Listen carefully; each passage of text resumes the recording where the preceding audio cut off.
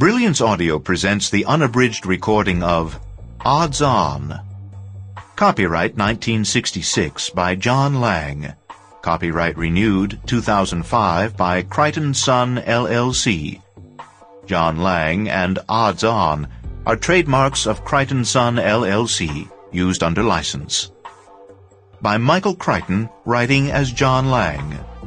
Performed by Christopher Lane. There are three kinds of lies: lies, damned lies, and statistics. Benjamin Disraeli.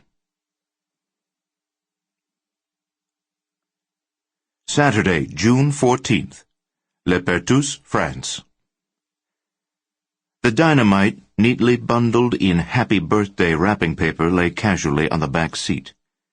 Miguel had thrown his sport coat over it some hours before, and so, as he drew up at the end of a line of cars waiting to pass Spanish customs, he gave his package no thought.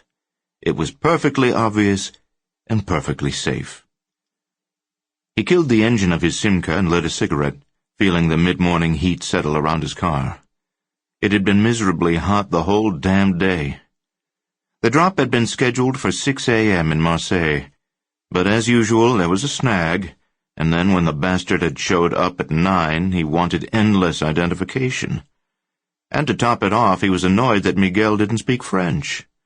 Miguel spoke excellent English, as well as German and Swahili and, of course, Spanish. He had been born in Mexico, raised in Texas, trained and tempered in the American Army. He had made his fortune in Europe after the war, a modest fortune, but decent enough. In the late 40s and early 50s, his business had been money. Still was, in Yugoslavia, Turkey, and Egypt. And afterward, it had been watches and cameras. The Japanese had put a big dent in that game by taking away demand for German and Swiss stuff. The market had never been the same since.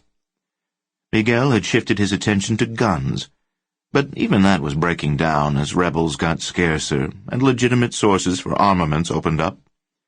For the last 6 months, he had sat around in Beirut doing nothing except hustle girls and smoke hash, and then finally Brian had contacted him.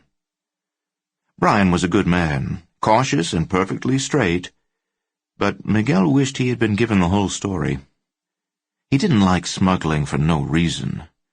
Brian had said the reason was damn good and that Miguel would just have to wait, and although Miguel... Sample complete. Ready to continue?